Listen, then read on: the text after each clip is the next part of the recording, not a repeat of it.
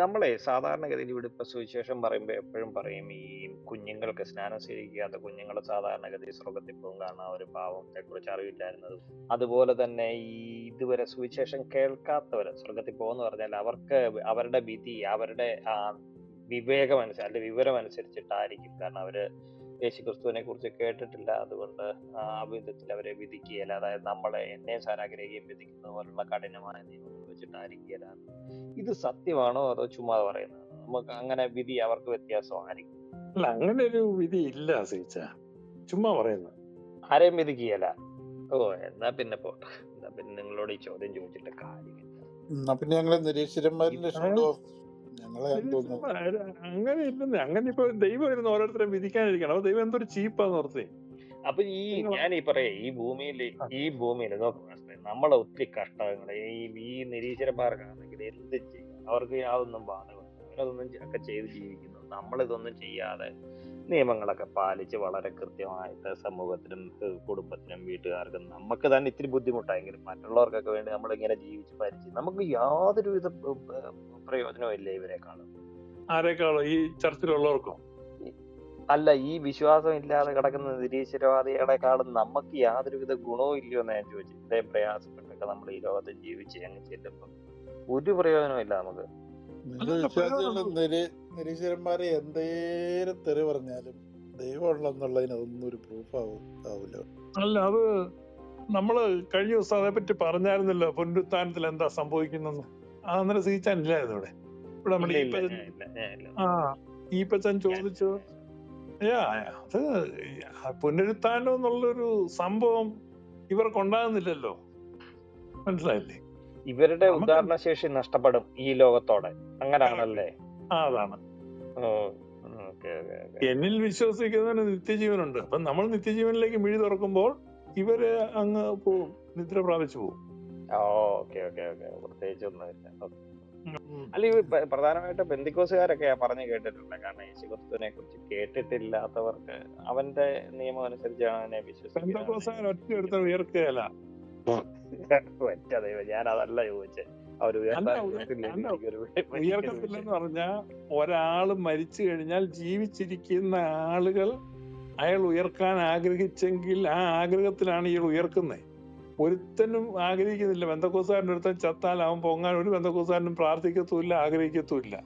പട്ടിയെ കുഴിച്ചിടുന്ന പോലെ കുഴിച്ചിടുകയാണ്. ഇതൊരു ചെയിൻ ആയിട്ടാണ് ഇത് സംഭവിക്കുന്നത്. ഞാൻ ട്രോളൊന്നല്ല, അത് റിയലാണ്. ലാസർ ഉയർത്ത എങ്ങനെയാ? ലാസർ വിശ്വസിച്ചിട്ടാണോ? സീച്ചാനെന്ന് പറഞ്ഞ് ഈ നൈപട്ടണത്തിലെ വിധവയുടെ മകൻ ഉയർത്ത എങ്ങനെയാ? ആ മകൻ വിശ്വസിച്ചിട്ടാണോ?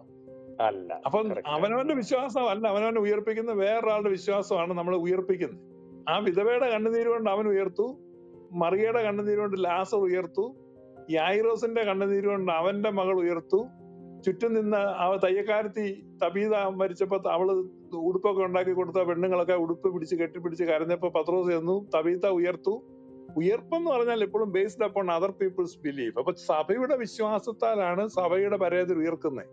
സഭ അവർക്ക് വേണ്ടി വിശ്വസിക്കുന്നു, സഭ അവർക്ക് വേണ്ടി പ്രാർത്ഥിക്കുന്നു, ധൂപം വെക്കുന്നു, അവരെല്ലാം ഉയർക്കും. ഇത് ആരും ഒരാളും വിശ്വസിക്കുന്നില്ലാത്ത ഈ നാറികളൊന്നും പൊങ്ങത്തില്ല.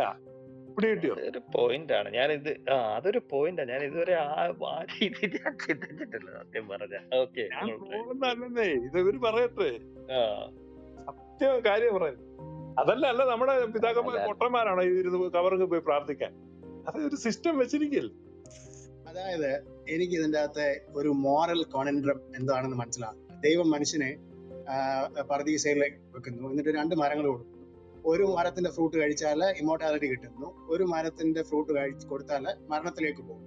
ഇതിൻ്റെ അകത്തെ എന്താണ് മോറൽ ചോയ്സ്? അതായത് ഈ ആദം ചെയ്തതില് ഇപ്പം ഇമ്മോർട്ടാലിറ്റി കിട്ടുന്ന മരം കഴിക്കുന്നതിൻ്റെ അകത്ത് എന്തെങ്കിലും ഒരു മോറൽ ക്വസ്റ്റ്യൻ അവിടെ ഉണ്ട്. ഇപ്പൊ ഞാൻ ഉദാഹരണത്തിന് പറയാം.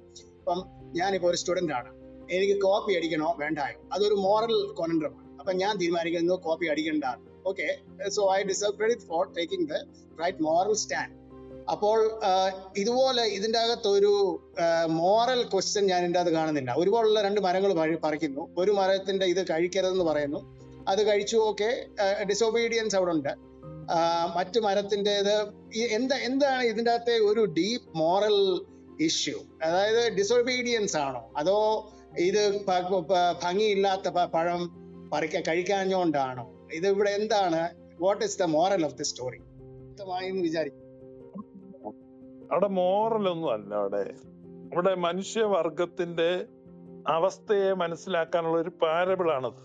അത് യഹൂദന്മാരുടെ സൺഡേ സ്കൂൾ കുട്ടികൾക്ക് പഠിപ്പിക്കാൻ വേണ്ടി എഴുതിയിരിക്കുന്നതാണ്. It is a Sunday school book. ആ യഹൂദന്മാരുടെ കുഞ്ഞുങ്ങളെ പഠിപ്പിക്കുമ്പോൾ എന്താണ് മനുഷ്യന്റെ അവസ്ഥ, മനുഷ്യൻ എന്താണ് സംഭവിച്ചത് എന്ന് മനസ്സിലാക്കാനുള്ള ഒരു പാരബിൾ എന്നേ ഉള്ളൂ. അതിൽ ഞങ്ങൾ നൽകുന്ന വിശദീകരണം ആ കുട്ടികളുടെ ഇതുപോലെ നോവീസ് ആയിട്ടുള്ള ആളുകൾ ചോദിക്കുമ്പോൾ അത് എക്സ്പ്ലെയിൻ ചെയ്യും. ആ മരണം ദൈവത്തിൽ നിന്ന് മുഖം തിരിഞ്ഞു നിൽക്കുന്ന അവസ്ഥയാണ്. ദൈവത്തെങ്കിലേക്ക് തിരിയുമ്പോൾ അവൻ ജീവിപ്പിക്കപ്പെടും. അതിനെ ഇന്ന് ക്രിസ്ത്യാനികൾ മാമോദിസ എന്നാണ് വിളിക്കുന്നത്. പുനർജനന സ്നാനം, ദ ബാപ്റ്റിസം ഓഫ് റീജനറേഷൻ.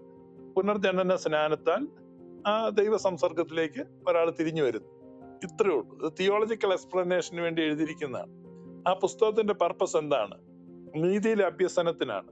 ഗുണീകരണത്തിനും ശാസനത്തിനും നീതിയിലെ അഭ്യസനത്തിനും ഉതകുന്ന ദൈവനിശ്വാസ്യമായ തിരുവെഴുത്തെന്നാണ് ക്രൈസ്തവർ അതിനെ കാണുന്നത്. അതിനെ ആ കാര്യത്തിനാണ് ഉപയോഗിക്കുന്നത്. ബൈബിളിൽ നിന്ന് ബയോളജി പഠിക്കാനോ ഫിസിക്സ് പഠിക്കാനോ അസ്ട്രോണമി പഠിക്കാനോ ഒക്കെ ശ്രമിച്ചാൽ നിരാശയായിരിക്കും ഫലം. It's A book of morality എന്നാണ് ക്രിസ്ത്യൻസ് പറയുന്നത്. ഒരു മോറൽ, ഒരു എല്ലാ സ്റ്റോറിക്കും ഒരു മോറൽ ഇമ്പെറേറ്റീവ് ഉണ്ട് എന്നാണ് പറയുന്നത്. അത് ബയോളജി ഫിസിക്സ് എല്ലാം ഓക്കെ ഞാൻ അത് അംഗീകരിക്കുന്നു. പക്ഷെങ്കിൽ ഇതിനകത്ത് as A moral book that guided many people into a certain moral framework, എല്ലാ സ്റ്റോറിക്കും ഒരു മോറൽ ഔട്ട്കം ഉണ്ടാവും. ഇപ്പൊ ഞാൻ പെന്തക്കോസ്റ്റിലായിരുന്ന സമയത്ത് എന്നെ പഠിപ്പിച്ചത് ഈ വിലക്കപ്പെട്ട പഴം ഭയങ്കര സൗന്ദര്യമുള്ള പഴമായിരുന്നു. അതിനകത്ത് അങ്ങനെ എഴുതിയിട്ടുണ്ടോ എന്ന് എനിക്ക് അറിഞ്ഞുകൂടാ. പക്ഷെങ്കിൽ ഈ ട്രീ ഓഫ് ലൈഫ് വളരെ വികൃതമായിരുന്നു. അതുകൊണ്ട് വികൃതമായത് സെലക്ട് ചെയ്തില്ല, സൗന്ദര്യത്തിന്റെ പുറകെ പോയതാണ് അവർ ചെയ്ത തെറ്റ്. അപ്പൊ ഇങ്ങനൊന്നും ഇല്ലേ? അതായത് ഇത് വെറും റാൻഡം 50-50 ചാൻസ്. ഒരു 2 പഴങ്ങൾ കൊടുക്കുന്നു, 1 കഴിക്കുന്നു, ഒരു 50% 50% chance for death, 50% chance for immorality. അപ്പൊ ഇതിനകത്ത് എന്ത് മോറൽ ഇമ്പെറേറ്റീവ് ആണ് നമുക്കുള്ളത്? ഇതുകൊണ്ട് എന്താണ് മനുഷ്യനുള്ള പ്രയോജനം? ഇപ്പൊ നിങ്ങൾ നിരീശ്വരവാദം കൊണ്ട് എന്താണ് പ്രയോജനം ഞാൻ ചോദിക്കുന്ന പോലെ തന്നെ ഈ സ്റ്റോറിയിൽ നിന്നും മനുഷ്യരാശിക്ക് എന്താണ് പ്രയോജനം? മനുഷ്യരാശിയുടെ പ്രയോജനം ഞാൻ പറഞ്ഞല്ലോ. അത് ഇൻട്രൊഡക്ഷൻ ആണ്. Introduction to Christian theology, Jewish understanding. അവരുടെ കൊച്ചു കുഞ്ഞുങ്ങളെ പഠിപ്പിക്കുന്നതാണ് അവര്. അല്ലാതെ ഇതൊന്നും പറഞ്ഞുകൊണ്ടിരിക്കുകയല്ല. ഇതൊരു ഫസ്റ്റ് ലെസൺ എന്നേ ഉള്ളൂ. ഇത്രയും നാൾ കഴിയുമ്പോൾ പിന്നെ ഇരുന്ന് അവിടെ പഴം പറിച്ചു എന്ന് പറഞ്ഞുകൊണ്ടിരിക്കേണ്ട ആവശ്യമില്ല. അതൊരു ബേസിക് അണ്ടർസ്റ്റാൻഡിങ് എന്നുള്ളതേ ഉള്ളൂ. ആ ബേസിക് അണ്ടർസ്റ്റാൻഡിങ് ആണ് മനുഷ്യൻ ദൈവത്തോട് മുഖം തിരിഞ്ഞ് നിൽക്കുന്നു എന്നുള്ള ഒരു ആശയമാണ് അവിടെ മനസ്സിലാക്കുന്നത്. പിന്നെ ഈ വൃക്ഷഫലം കാണാൻ ഭംഗിയുള്ളതും കാമ്യമായതും ആയിട്ട് കണ്ടു എന്ന് ഒരു വാക്യമുണ്ട്. അതുകൊണ്ട് അതിന്റെ കോൺവേഴ്സ് ആയിട്ട് മറ്റേത് കാണാൻ ഭംഗിയില്ലായിരുന്നായിരിക്കും എന്ന് ചിന്തിക്കുന്നല്ലാതെ ജീവന്റെ വൃക്ഷം സൗന്ദര്യമില്ലാത്തതായിരുന്നു എന്ന് അവിടെ എഴുതിയിട്ടില്ല. സ്വാഭാവികമായിട്ടും ഇതിന് കൂടുതൽ ഭംഗി ഉണ്ടായിരുന്നു, കൂടുതൽ ആകർഷണീയത ഉണ്ടായിരുന്നു, അത് എഴുതിയിട്ടുമുണ്ട്. നമ്മൾ പോകരുത് അങ്ങനെ ഒരു ടീച്ചിങ് ഇല്ലേ അതിനകത്ത്? അല്ല, എനിക്ക് അങ്ങനെയാണ് എന്നെ പഠിപ്പിച്ചത്. അതായത് നമ്മൾ എന്താണ് സൗന്ദര്യത്തിന്റെ പുറകെ ഒന്നും അങ്ങനെ പോകരുത്, അത് മരണത്തിലേക്ക് പോകും, അങ്ങനൊന്നും ഇല്ലേ? അതായത് നമ്മൾ പെണ്ണ് കാണാൻ പോകുമ്പോൾ 2 പെൺപിള്ളേരെ കാണിക്കുന്നത് എല്ലാ ആൾ കാണിക്കുന്നു. ഒരു പെണ്ണിന് സൗന്ദര്യമുണ്ട്, മറ്റേത് ഒട്ടും സൗന്ദര്യമില്ല. അപ്പൊ നമ്മൾ സൗന്ദര്യമുള്ളതിനെ കെട്ടരുത്, സൗന്ദര്യം ഇല്ലാത്തതിനെ വേണം കെട്ടാൻ. അങ്ങനെയാണോ നമ്മൾ ഇതിൽ നിന്ന് പഠിക്കണ്ടേ? അതാ പറഞ്ഞേ. അപ്പൊ നിങ്ങളെ പഠിപ്പിച്ച് ഉപദേശിയോട് ചോദിക്കണ്ടേ, ഉപദേശി ഇങ്ങനെയാണോ അതിന്റെ മൊറാലിറ്റി? അതായത് നമ്മൾ വേറെ ചില ക്വാളിറ്റീസിലോട്ട് കൂടുതൽ ഫോക്കസ് ചെയ്യണം. ഞാനൊന്ന് ചോദിച്ചോട്ടെ, ആ സ്റ്റോറി ഒരു മൊറാലിറ്റിയെ കുറിച്ച് പറയുന്നതല്ല എന്ന് ഇവിടെ ആള് പറഞ്ഞു. വീണ്ടും നിങ്ങൾ അതിനകത്ത് എന്തിനാണ് ഈ മൊറാലിറ്റി തേടുന്നത്? അതും ഒരു ആശയത്തിന്റെ പ്രാരംഭഘട്ടത്തിൽ പിള്ളേരെ പഠിപ്പിക്കാൻ വേണ്ടി ഉപയോഗിക്കുന്ന ഒരു കഥയാണ്, അല്ലെങ്കിൽ അങ്ങനെ ഒരു സംഭവത്തിന് വിവരണമാണെന്ന് പറഞ്ഞു കഴിഞ്ഞു. അതിനകത്ത് എന്തിനാ മൊറാലിറ്റി തേടുന്നത്? ഒരു സംഭവത്തെ പിള്ളേർക്ക് മനസ്സിലാകുന്ന രീതിയിൽ എഴുതിയെന്ന ആള് പറഞ്ഞേക്കുന്നത്. നിങ്ങൾ അത് എടുക്കണം, പിന്നെ വീണ്ടും മൊറാലിറ്റി ഇല്ലാന്ന് പറഞ്ഞാൽ പിന്നെ എന്തിനാ ഈ മൊറാലിറ്റി കുത്തിക്കയറ്റാൻ നിൽക്കുന്നത്? അതിനകത്ത് എന്ത് മൊറാലിറ്റി എടുക്കാനുള്ളത് എന്ന് പറഞ്ഞപ്പോൾ നിങ്ങൾ എന്താണ് അതിന്റെ ഡെഫിനിഷൻ കൊടുക്കുന്നത്? എനിക്ക് ചോദിക്കാനില്ല, അതാണ് എന്റെ ക്വസ്റ്റ്യൻ.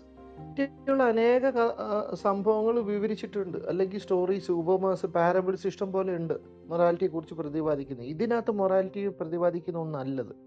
ഫ്രീ തിങ്കർ ഒരു വിശ്വാസിയാണോ അല്ലയോ എന്നറിയത്തില്ല. പക്ഷെ സാധാരണഗതിയില് വിശ്വാസമില്ലാത്ത ആൾക്കാർക്ക് ബൈബിളിൽ നമ്മൾ കാണാത്ത പല മുത്തുകളും അവർ കണ്ടെത്താറുണ്ട്, മുങ്ങിത്തപ്പി എടുക്കുന്നതാണ് അവരുടെ സ്വന്തം പ്രയത്നത്തിലൂടെ. അപ്പം നമ്മൾ അവരെ ഡിസ്കറേജ് ചെയ്യരുത്, നമ്മൾ അവരെ പ്രോത്സാഹിപ്പിക്കണം. കൂടുതൽ മുത്തുകൾ പിന്നെ ആഴത്തിൽ നിന്ന് മുൻനിർത്തി തപ്പിയെടുത്തുകൊണ്ട് നമുക്ക് തരികയാണ്. നമ്മളതിനെ എൻകറേജ് ചെയ്യണമെന്നാണ് എൻ്റെ അഭിപ്രായം. അത് ഈ പെന്തക്കോസ്തുകാരുടെ പഠനങ്ങൾ വെച്ച് അവരെ ചവിട്ടി നടുപിടിക്കാൻ പറ്റിയ ഒത്തിരി പോയിന്റുകൾ ഈ നിരീശ്വരവാദികൾക്കുണ്ട്. അപ്പൊ ഇവര് വന്നിട്ട് ഓരോ ചോദ്യം ചോദിക്കുമ്പോൾ നമ്മൾ അവർക്ക് ചവിട്ടാൻ പരുവത്തിന് കിടന്നു കൊടുക്കണമെന്ന് പറയുന്നത്. അതെങ്ങനെയാ അങ്ങനെ കിടക്കുന്നത്? ഞങ്ങളുടെ ഉപദേശമല്ലേ ഞങ്ങൾ പറയുന്നത്. അപ്പൊ നിങ്ങൾ യഥാർത്ഥ ക്രിസ്ത്യ വിശ്വാസം ഉള്ളവരോട് സംസാരിച്ചിട്ടില്ല. അപ്പൊ നിങ്ങൾ പറയുന്നത് ഞങ്ങൾ വ്യാഖ്യാന ഫാക്ടറി കയറ്റി ഞങ്ങളുടെ ഉപദേശം മാറ്റി. അങ്ങനെയൊന്നും അല്ല. ഇത് 2000 വർഷമായിട്ട് ഞങ്ങൾ ഹോൾഡ് ചെയ്യുന്ന വിശ്വാസമായി പറഞ്ഞുകൊണ്ടിരിക്കുന്നത്. നിങ്ങൾ പെന്തക്കോസ്തുകാരുടേതേ കേട്ടിട്ടുള്ളൂ. അതാണ് ഈ വിഷയം.